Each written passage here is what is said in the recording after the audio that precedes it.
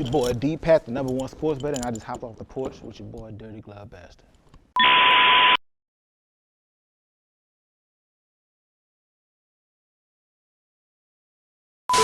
All right, so we got the #1 sports bettor, DPatt, jumping off the porch with us today. #1 sports bettor.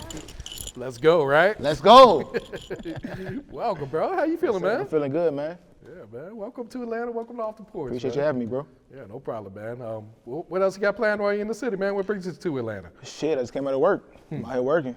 A couple podcasts, go out a little bit, have fun. Got my boys coming out. Just gonna turn up a little bit. We chilling. Yeah. We'll probably change the pace in LA, right? Yeah, for sure. Yeah. We're supposed to go to the game today, but it's all right. Oh, what's today? SEC championship? Yeah, yep. Georgia, Alabama.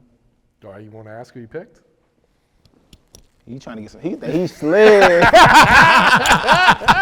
You know this is gonna air next week. So we gonna see if you really without it, man. Say less, so. But let's go ahead and dive into it, man. So, born and raised in New Orleans, right? Yeah. Okay. What part of New Orleans are you from? From the West Bank. So Okay. I grew up in Marrero, and I lived all over the city. I lived in Algiers. I lived in the East. I lived in Marrero, but that's why I was born in Marrero. Okay. Yeah. And how do you feel like growing up in New Orleans shaped you into the man that you are today, man? I mean, it's a get up and go get it city. Like it's a good city, but it could be a grimy city at the same time. Like just like Atlanta, shit. Atlanta crazy too. Like it's a crazy ass city. So. Yeah. And what was your childhood like? What were you into as a kid, man? I understand you was playing football for most of your life too, I played football all my life. Football, basketball, ran track.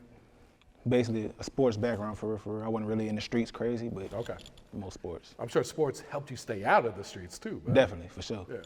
And what about the family dynamic at home? Mom and dad in the house, brothers and sisters. Who would you grow up with? Mom and stepdad, and then I had my dad also. So I pretty much got like two dads type shit. But yeah. And when would you say you jumped off the porch? How old were you at the time, man? Shit.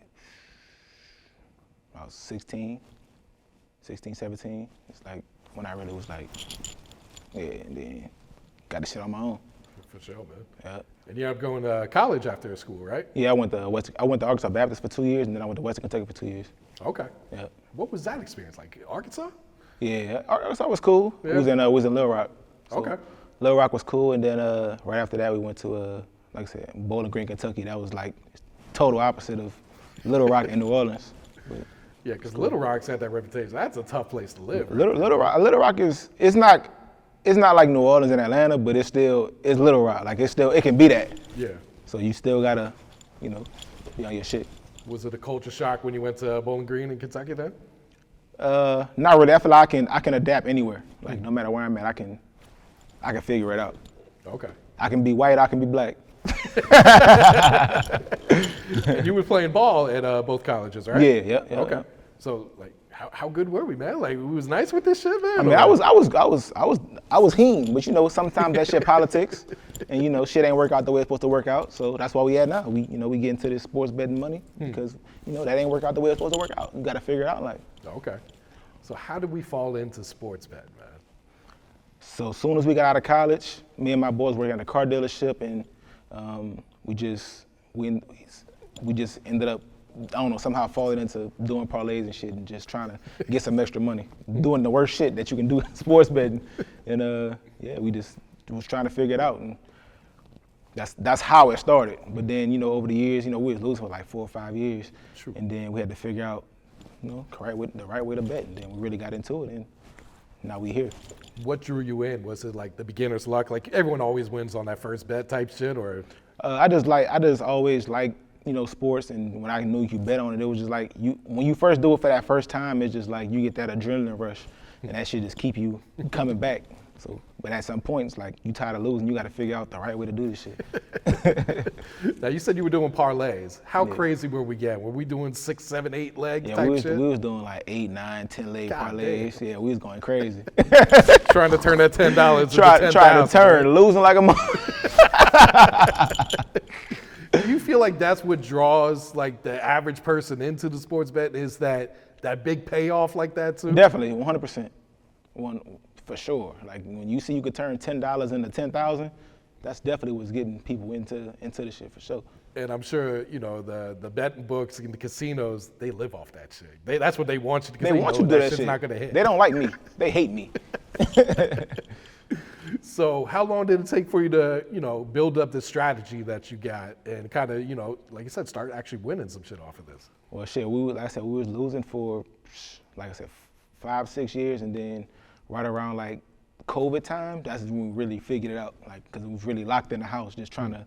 We couldn't do shit else. So they playing in fucking arenas with no team, with no fans and shit. And we just locked in the house. We just started figuring out like, okay, this is really how you do this shit. Like, Yeah. And then, Yeah, it's crazy today when you look at highlights of like the NBA and the bubble and shit, and there's no crowd. That shit's surreal That to shit look is at. crazy. Like, yo, this was really life. it's man. crazy. But that shit changed like how people see basketball. Cause like with no crowd, it's like there's no home court. It's just you in there hooping with nobody in there. So it's like it's anything. Home court really make a difference. Oh, absolutely. It definitely changed the game. It's like people downplay the bubble ring, but when you, like you said, that was probably the most. That might be the basketball. hardest ring because there ain't nobody in that Exactly, bitch. There was no advantage. You couldn't go home and see your friend. He was locked in this You was hotel locked room in. for what, 3-4 Locked in. months? You ain't gotta hear no crowd yelling at you, telling none of that. You just in there hooping. No distractions whatsoever. So it was probably the most pure basketball you could actually see at the Definitely. time too, man. So what's your bread and butter? Is it basketball? Is it football? Like, My best sports is college football. That's like my number one. And then MLB is slowly creeping up to be my number two. Like I just started doing MLB publicly like 2 years ago, but MLB is cash. Like what type of bets you be taking? Do you be taking the prop bets like pitch by pitch, or do you just go strictly game by game? Or mostly game by game. I do a little props, but I try to stay away from props because props can be rigged a lot easier than a full game itself. But all that shit is rigged. Man, I was gonna say, because we're seeing it right now with the MLB, Clase, or however you say his name, man. He's going to trial over this shit. They trying to keep it under wraps because they don't want, like I said, that's a big ass industry. So like they're not gonna let too much come out, but they can't hold everything in at the same time. But shit rigged as fuck. I was gonna say, because he can't be the only one. And this man had like a $10 million contract. Yeah, you seen Chauncey Billups, you seen Terry Rozier, like it's a lot of shit going on. People betting on themselves. I know personally, I've seen personally, I just can't say no names, but yeah. So let me ask you this. You know it's rigged, you think it's rigged. How do you keep going back to it if you think it's rigged? Well, that's why people come to me, because I got inside information sometimes. You know? I know a lot of people, I know some stuff be going on, so people come to me to get the right information. Now, when it comes to the betting, are you the type that like you'll follow the money? If you see it going one way, you kind of go the other way, or do you follow it, or? Yeah, so you can follow the trends, but it's also like you want to stay away from like certain bets, because like you can track to see like where the public money is, where the sharp money is, like you can track that shit. So like if it's a lot of public money on one side, sometimes you want to stay away from those games because that's where Vegas make their money. You know, so I feel like there's a science to this shit, man. it's definitely a science, for sure. That's why I said a lot of people lose. It's not a lot of winners. It's a lot of cappers, a lot of fake people that do this shit with. Now, you do offer a service Yeah. where people could tell your picks and all that. Yeah. And I notice you charge a lot less than other people do, man. Yeah. Why so? Because I'm trying to feed the streets. Like a lot of niggas can't pay $500, $1,000 for one pick. Like that shit crazy. Like that's their whole paycheck. But some people want to get in and really change their life and start making some money. So that's why I charge what I charge. Okay. And now, a lot of people, they may go in 1 month with you, right? May hit big, they may hit small. I feel like the key's got to be to consistently trying to tail these picks too, right? Yeah, they gotta consistently. If you in my chat consistently, you're gonna make money. If you're in here for months, over months, you're gonna make money. If you can come 1 month and I can have a bad month, you can lose. Like it can happen. Like I do have bad months. It's like everybody has bad months. It's impossible to win every month. But over time, we gonna make bread. Yeah. And I'm happy you're saying that too, because a lot of people that do this shit, they're like, man, I'm a guaranteed win. Ain't shit guaranteed. Hit. There ain't shit guaranteed. Ain't shit right? guaranteed. Like Especially when it comes to betting, man. Like, goddamn. hell no. Only thing guaranteed, we gonna live and we gonna die. That's it. Other than that, ain't nothing guaranteed. Now, how much research do you do before you actually make a bet? I'm gonna say now, for me, it don't take me that long. It take maybe 30 minutes and I can figure out the games I'm gonna take for the day. Like it's quick. And what's some red flags where you're like, I'm not touching this shit? too much money on one side, or the key players is out, I'll just leave certain games alone. You mentioned college football. Do you feel like college football is a little more predictable than NFL? It's a little easier because they ain't get to the bag yet, so they trying to get to the bag. I mean, they got some money, they getting some NIL money, but they ain't to the NFL money yet, so they still trying to get to it. But it can be some shit in there where coaches can do shit or a certain player can do something. But NFL is like they already got the bag. They don't give a fuck. So you're saying college is a little less rigged? Yeah, it's a little less rigged. They trying to get to the money. They ain't there yet. But once they already got it, they don't give a fuck. And I feel like there's such a big gap in talent-wise with the college teams too. Like the top teams, like they're way better than everyone else. Definitely, but you still gotta. That's why they have spreads. So like, if Alabama playing a small school, the spread gonna be fucking 30 points. So you still gotta kind of know how to balance it out. Do you prefer to chase the spread or do money lines? It depends on the game. I try to keep I try to keep the money as high as possible, because if you do too many money lines, your money is, like if the spread is -5, the money line gonna be like -200, -190. So it's like half money. So it's like you gotta kind of balance it out a little bit. So if I take 5 games a day, I might take one money line, but I take a couple spreads. Or just gotta try to balance it out. Absolutely, man. Do you do season-long bets, like before the season, like someone's always going to win that Super Bowl, or you prefer to do game-by-game shit? Game by game.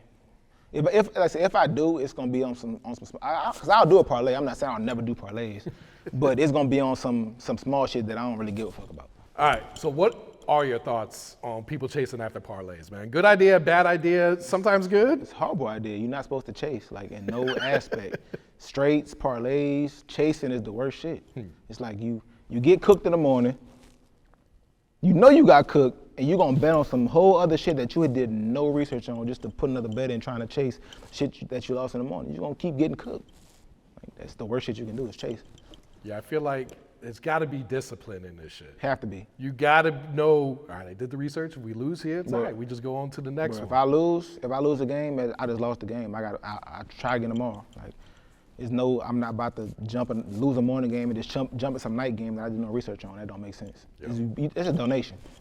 You'll win sometimes, but 30% of the time 70% of the time you probably gonna lose. What's one of the wildest sports you ever bet on, man? Wildest? What do you mean wildest sports? Like I have my boy Jay Fizzler up here. He talked about betting on Korean baseball. Oh, I mean, I don't. When I was a DJ, I was betting on everything. When I didn't know what the fuck I was doing, I was betting on table tennis, fucking golf, I bet on everything. But now I'm disciplined. Like I stick to my core shit, and that's it.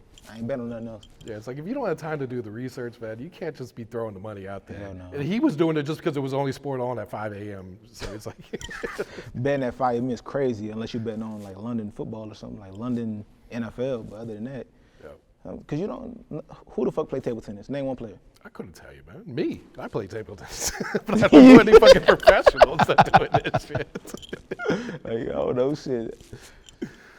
Growing up, were you like the gambling type? Like, I know there's casinos in New Orleans and shit like that, man. Like, were you going to the casinos and everything like that too? Nah, not really. I was focused on sports, really. Okay. Yeah. What about now? Do you hit the casinos and everything? Yeah, I hit the casino for sure. We go to Vegas damn near every month. Okay. Like, we out there, we playing craps, playing roulette, and playing fucking baccarat. Roulette at least, because that's like the worst game in the casino, but that shit just fun. So if I'm not having fun, I'll play whatever in there. If I'm with the guys, we drink and we having fun, then I'll play whatever. But if we trying to make some money, I'm playing craps or baccarat. That's it. Do you keep the same level of discipline when you're at a casino compared to the sports betting? Same shit. Like I said, it just depends on what we on. If we having a good night and whatever, if I know I'm about to have a good night and I'm drinking, I'm leaving the cards in the room.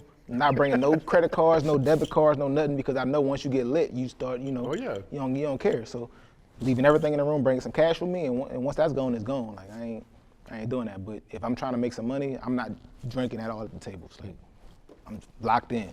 Do you feel like it's easier to hit with the sports betting or at casinos? Sports betting for sure. Yeah, sports betting is the most profitable shit in the casino. Like they don't like casino games and slots and shit. That's where they make their bread. Oh yeah, it's designed for you to lose. Yeah. Like of course someone's got to win, but the majority of people are going to lose on that shit. For sure. Going to the sports betting, like what was one of the first big wins you had, man? One of my big wins, my biggest one probably was the national championship last year. I won 100,000. 100,000. Yeah. But my biggest loss was on the Chiefs. I lost like 120. So This past year? Yeah. They cooked me. They ain't. I don't know. Yeah, they got I don't know what the fuck they was doing. I don't know. I had the wrong information that day. But it happens. You can't win them all, so it is what it is. Like. Now, when you see some shit like that, what happened in the Super Bowl, does that make you say, man, this shit gotta be rigged? Like, we've never seen Mahomes play that bad ever. I mean, I don't have to say it gotta be rigged. I know it's rigged. I know. I know there's a lot of rigged shit going on now. In that game, from what it looked like, that shit was rigged. But I didn't have the information that day. I just went off, analytics, what I need to see, and I got cooked. It is what it is. How long does it take you to get over a loss like that? Instantly, maybe an hour. I'm cool. Really? Okay. Yeah, I'm cool. Like, I'm not gonna overbet. Like, people don't have bankroll management. You gotta have bankroll management in this shit. Yeah, because one of your latest vlogs was you at Thanksgiving, and you kind of lost on, what was it, the Cowboys It game? was the Cowboys and Eagles got cooked. Well, it was the Chiefs, right? I think it was Mahomes. Was it Chiefs? Yeah, I think it was Mahomes. I think it was. It might have been. Shit, I don't tripping? remember. Yeah. But looked like you had a good time right afterwards. You was like, I'm cool. Like, after the game is over, I'm good. Give me 30 minutes. I'm pissed off in the moment, because what the fuck was that? But after that, I'm cool. Take me a shot or two and I'm straight. Yep. And how long you been in LA now? I've been in LA 7 going on 8 years.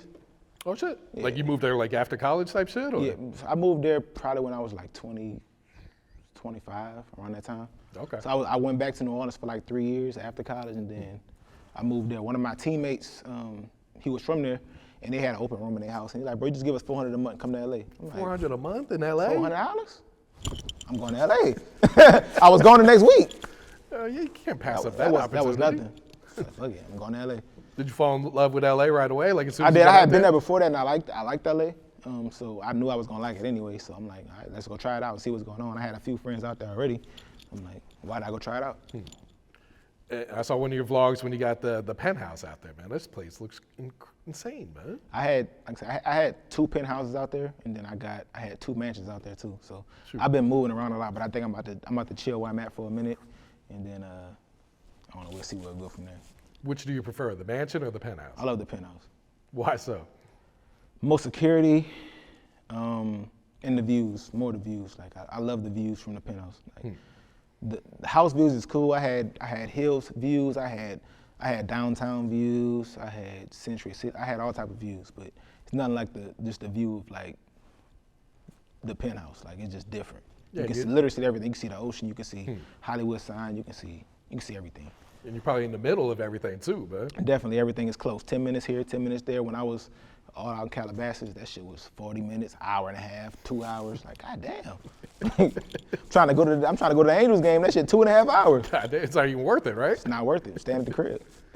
And talk to us about building up your social media, because you've been going crazy with this, huh?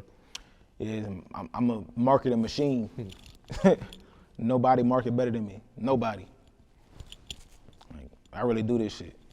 How important is that for your business too? Marketing is 80% of your business. So like, I don't need to do this shit, but like I said, when I first started selling my picks, it was really just to my friends. Like, I had a group, it was free. I had a few friends in there that was a hit, and one of my friends was like, bro, you should be charging for this. Like, bro, we making too much bread. I'm like, you know what, let me charge it for $10. And I just threw it up on my Instagram, and like, in the first day, I got like 20 people. And then I'm like, hold on, this might be a little something. So let me see if I can make an extra income off of it. So I, did a little marketing off of it, because I was already doing marketing for my clothing brand and other shit. So I'm like, let me market this shit a little bit. So I did it a little bit. Within the first week, I had like 200 people. I'm like, hold on, all right, let me do this for real. And then it just exploded. It went crazy. Shoot. And I already had a following in football, so it was kind of easy for me. But anybody can do it if you have to be a winner. If you're not a winner, nobody gonna stay. So. No, that's real shit. But anybody can do it if you know how to market. Mm-hmm. And were you always showcasing the lifestyle that came with it too, or did that come later on? That kind of came when I really started doing this, just showing like my lifestyle more. But it's just motivation for people. Like, I like looking at people on YouTube and shit, seeing what they doing, see what they got going on, buying cars, buying houses and shit. So I know other people want to see that too. So I'm like, fuck, why not me? Let me do it too. Like, fuck. Yeah, and you're building up to YouTube. This shit been going crazy lately, man. Everything going up. If I never got shadow banned, I'd probably be going crazy right now. What, on IG? On Instagram. I mean, on YouTube. What you get shadow banned for? We was live streaming a game, or like me watching the game, but the game was kind of like in the corner of the TV, and they banned me. They gave me a strike, and it kind of like killed my channel. Man. Oh fuck! I'm gonna keep going, and we gonna keep going up, and that shit gonna keep going up, and we gonna run it up. How long ago was that you got the strike? It was probably like 6 months ago. Damn. Yeah. Cause I know YouTube's real strict with that shit. Once you get a strike, they tearing your shit down. Yeah, they say it only stays on there for 30 days, but you see your shadow ban. Like you said, you see the shadow ban. My you can see views the is thousands of views to hundreds of views. I'm like, okay, I see what's going on. Like, but it's cool. I'm gonna keep going, cause my money not from there. Like, I don't give a fuck. Like, I don't need subs. I don't need none of that shit. I'm just gonna. I enjoy doing it at this point. Mm-hmm. I have fun. This shit is fun. We having fun. Like, so we ain't tripping. Like. Going back to the Terry Rozier shit, man. Like, what's your reaction when the news breaks that he's actually getting arrested for this shit? Wasn't shocked. I mean, I didn't know that he was doing it, but it's like, I wasn't shocked. Like, I know they doing it. I know it's out there. Yeah, especially, I'm a Heat fan. So Heat culture online has been screaming like, yo, look at fucking Rozier, bro. He's throwing these games, man. Like they package up these highlights of him just passing the ball to the other team. You can literally see it. You can see it live. Like you can. I think it was. I was watching it on Instagram one day, and it was like some Buffalo player. Like he had a wide open touchdown. Like he caught the ball, had a wide open touchdown. Nobody near him. He just runs out of bounds. What the fuck is that? Like, come on. Like. Yeah, there's even saying Pickens the other night. He did the same shit in the Cowboys game. Like you just literally just stopped chasing after the ball. Yeah, it's blatantly like in our face, but we want to ignore it because we just love the sport so much. But it's like, but I don't give a fuck because I'm gonna get money regardless. I don't give a damn. They can cheat all they want. I'm gonna figure out a way. Yeah, because we're still fresh into this gambling. It changed every year, bro. It changed every year. It's not even legalized everywhere yet. Once it gets legalized everywhere, it's gonna get worse, right? It's gonna get worse. It's gonna go crazy, bro. Like, but you gotta adapt every year. Every year it's a new it's some new shit going on. You just gotta adapt every year. Mm-hmm. I mean, we basically have games sponsored by draft picks and shit like that. Even a channel, isn't it? FanDuel Sports. ESPN now? Got their own on their own app, like. And they have analysts on TV telling you which way to go. Ain't nobody gonna start a business and for it to be like not profitable. Like they started for a reason. Yep. Let me ask you this. There's analysts on TV telling you to go one way. Does that just give you like the bright idea, all right, we definitely betting the other way? Because if they're trying to inform the masses to bet this way. I'm gonna say not definitely, but I'm gonna say it's a flag. It's definitely a red flag. Like, all right, let me look at this for real, because what the fuck they talking about? Like, yeah, because it doesn't make any sense for them to want you to win. They don't want you to win. They don't want you. But you gotta think about it. They don't know what the hell they talking about. Shaq don't know what he talking about. Charles Barkley don't know what he talking about. Stephen A. Smith don't know what he talking about. They don't know what they talking about. So I'm not about. I mean, people listen to them and they. Oh, absolutely. They do listen to them, the average person's going to follow. But I'm like, they don't do this for real. Their main job is commentary and getting you to fucking get on these apps. That's what they get paid for. Now, Rozier and the Guardians pitcher, right? Like this is what they're being charged with. Do you feel like if they found guilty, like these bets should be reversed? Like if you lost on this shit? They're not getting reversed. I know they're not. It's not happening. I feel like it should be. It should be, but they're not getting reversed. Your money's gone. Once the books take it, it's a wrap. Oh, absolutely, man. They'll make your shit go negative, but they ain't never putting it back positive. What's the biggest bet you ever made? Was it the national championship game? My biggest bet that I ever made was the Chiefs game. Oh, the Chiefs game where you lost? Yeah. Damn. Yeah. You think you'll go even bigger for this Super Bowl, or did it depend on who's in the game, or? It just depends on, at the time, what my money looking like. Like I said, bankroll management. Gotta have bankroll management. I'm not going over my means. If I feel like I'm gonna feel it too much after the game, I'm not betting it. Is there one player that you like has won you the most money? Mahomes. So that's why I'm like, Everyone I'm not says tripping. that too. I'm not tripping. Mahomes. We still up on Mahomes even after the big loss. He makes me. I'm still gonna bet. He makes me bread. Every time I bet against Mahomes, I get cooked. So it's like I'm either gonna bet with Mahomes or I'm not betting shit at all on certain games. Yeah. There was a tweet that went around viral lately, and it was about LeBron hitting the 10 points. And they said if you would have bet like his first game when the streak started, and you just kept rolling that money over, you would have more money than that's actually in the whole world. Because It was like 1,000 some games. No, 10,000 games, right? How many games? Like 1,000, it was 80, 1,200 1,000 games or something. 1,200. So if you just would have kept betting that every day and just rolling the money, you would have had what, trillions, whatever's after trillions. Yeah, it would have been crazy. So now people are like, let's do this with SGA type shit. Try it. Try it, yeah, go ahead. You can try it. It's cool. Like just don't I feel do at it. some point the books are going to cut At some you point off. they're gonna get you at some point. Oh, absolutely, man. Yeah. Because LeBron not supposed to score less than 10, but Yep. It just happened then. it happens. It just happened. It finally happened. You just lost the streak, man. For people that do want to tap in, like how can they get the monthly subscription and all that, man? My Instagram, DPatt Official, YouTube, Twitter, everything, DPatt Official. Link is all my bios, and pretty much you can join my free chat for free. I got over 50,000 people. You got a in free there. chat? I got a free chat. What, yeah. what can we get in the free chat, bro? So it's in my bio. So in the free I'm chat, saying, what's basically- in there? When you give Oh, us one it's game? free pick. Like, It's what free are you pick. giving So, us? so like 2 or 3 times a week, I'll drop a free game in there. Okay. And I do that so people can like see that I'm really winning this shit, and then if they want to take their money, take the free money, get in the pay chat. It's basically free. It pays for itself, It pays right? for itself. So there's over 50,000 people in there for a reason. Yeah. How do you deal with online haters and trolls? Because this shit comes with everything, especially when you showcasing your lifestyle like you do, man. It don't bother me at all. I've never ran into anybody in person that had a problem with me ever in life. Like it don't happen. Like there's always somebody from a fake page, some shit in their basement typing. Like I don't give a fuck. Like that shit don't bother me at all. Yep. It's crazy because I've had people talk shit in DMs, even big sports bettors talk shit in DMs. For real. Running to me in Vegas like, yeah, bro, let's work, bro. Niggas is weird. You think they weird, bro? I only met it's like 3 or 4 that's cool. But other than that, it's a lot of weirdos.